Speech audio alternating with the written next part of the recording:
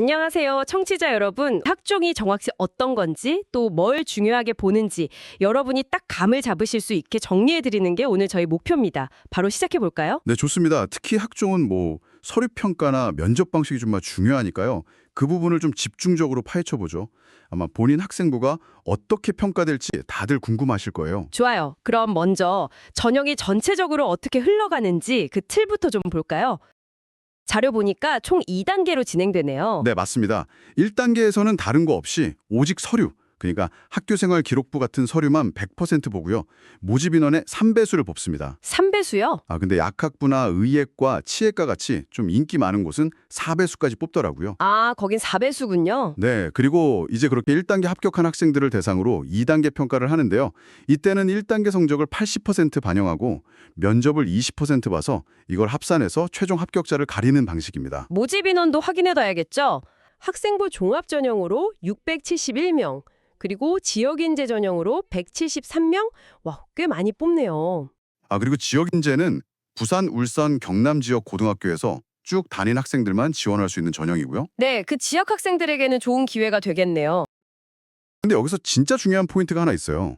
그 모든 학종 지원자가 면접을 다 보는 건 아니라는 점이에요. 아, 정말요? 네, 자료에도 나와 있는데 지역인재 저소득층이라던가 사회배려자 전형 같은 일부 특정 전형들은 면접이 아예 없어요. 그냥 서류 빌%로 끝납니다. 와, 그럼 면접 부담이 없겠네요, 그 전형은. 그렇죠.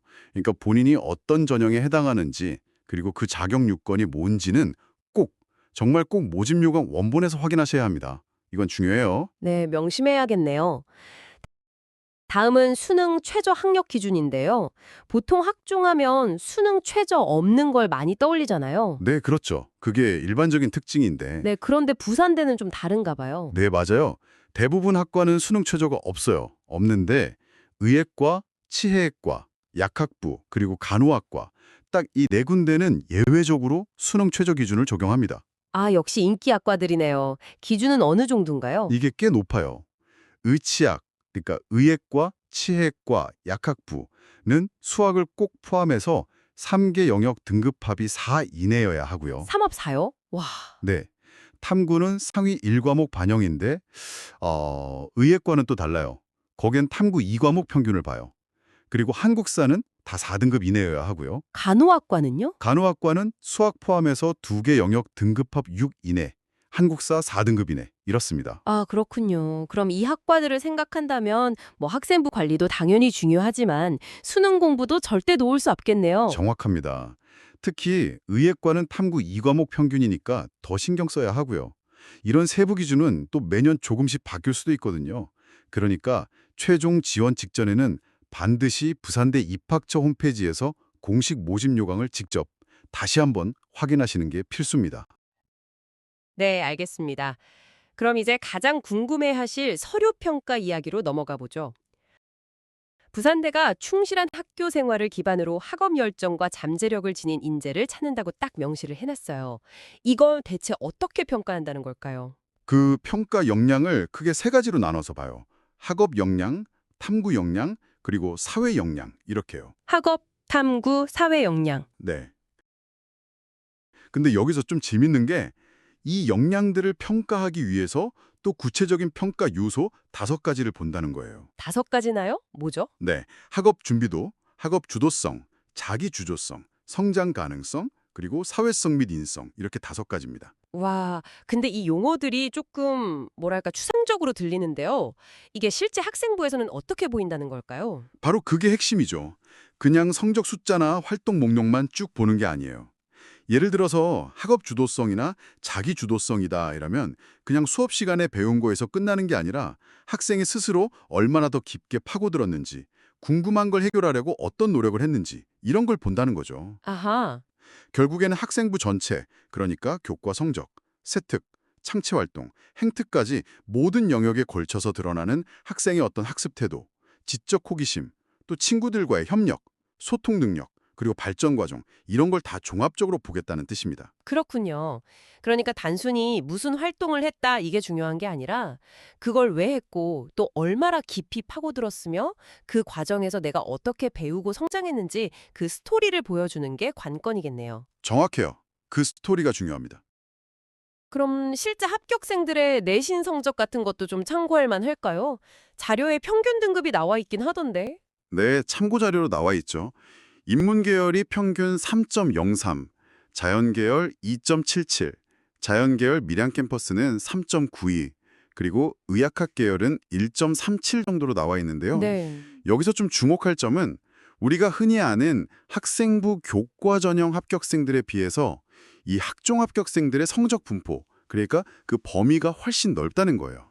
아, 그건 방금 말씀하신 것처럼 성적 말고도 뭐 탐구 역량이나 성장 가능성 같은 다른 요소들을 다 같이 보기 때문이겠군요. 바로 그겁니다. 그럼 성적이 제가 조금 부족한 것 같아도 다른 강점이 확실하다면 충분히 도전해볼 만하다 이렇게 봐도 될까요? 네, 맞아요. 그래서 내신 등급만 가지고 여긴 붙겠다, 떨어지겠다 이렇게 쉽게 예측하기가 어려운 게 또 학종의 특징이죠. 자, 그럼 이제 1단계를 통과했다면 면접이 기다리고 있겠죠. 한 10분 정도 본다고 하고 위에 과는 20분 내외로 좀 더 길고요. 블라인드 면접이라 교복도 입으면 안 된다고 하고요. 네, 그렇죠. 근데 가장 중요한 건 뭐 어려운 지식을 묻는 게 아니라 제출했던 서류, 그러니까 학생부 내용을 확인하는 면접이라는 점이죠. 네, 이게 핵심입니다. 면접관들이 기본적으로 지원자의 학생부를 끄 보면서 궁금한 점, 확인하고 싶은 점을 질문하는 거예요. 예를 들면 어떤 질문이 나올 수 있을까요? 예를 들자면 학생부에 뭐 5에 대해 분석하고 보고서를 제출함 이렇게 적혀 있으면 그 5 보고서 작성하게 된 계기가 뭐였고 본인이 분석하면서 가장 중요하다고 생각했던 포인트는 뭐였나요? 이런 식으로 물어볼 수 있고요. 아, 활동의 동기나 과정을 묻는 거네요. 네. 또 사회 역량 관련해서는 만약 학생부에 XX 동아리 활동 중에 부원들과 의견 충돌이 있었으나 잘 해결함 이런 내용이 있다면 그때 구체적으로 어떤 문제가 있었고 본인은 어떤 방식으로 의견을 조율해 나갔는지 경험을 한번 말해주세요. 이런 질문이 나올 수 있는 거죠. 결국 내가 학생부에 쓴 활동들의 진정성, 그리고 그 과정에서 뭘 배우고 느꼈는지를 확인하려는 거군요. 맞습니다. 그래서 면접 준비는 다른 게 아니라 내 학생부를 정말 꼼꼼하게 다시 읽어보고 각 활동이 나에게 어떤 의미였는지 그걸 내 말로 설명할 수 있도록 정리하는 것부터 시작해야 해요. 혹시 기출문제 같은 건 어디서 좀 볼 수 있을까요? 네. 부산대학교 입학처 홈페이지에 가시면 매년 선행학습 영향평가 보고서라는 걸 공개하거든요.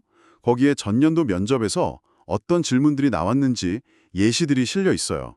그거 참고하시면 준비하는 데 정말 큰 도움이 될 겁니다. 네, 좋은 정보 감사합니다. 자, 오늘 이렇게 부산대학교 학생부 종합전형에 대해서 좀 깊이 파봤는데요. 정리해보면 성적은 물론 기본이지만 그것뿐만 아니라 학교 생활 전반을 통해서 보여주는 어떤 학업에 대한 열정, 또 스스로 파고드는 탐구 능력, 그리고 친구들과 함께 성장하는 사회성까지 이런 것들을 다 종합적으로 보는 전형이다. 이렇게 정리할 수 있겠네요. 네, 그렇죠. 결국 본인의 학생부 기록 하나하나에 담긴 의미를 스스로 잘 이해하고 정리하는 게 무엇보다 중요하다고 할 수 있겠습니다.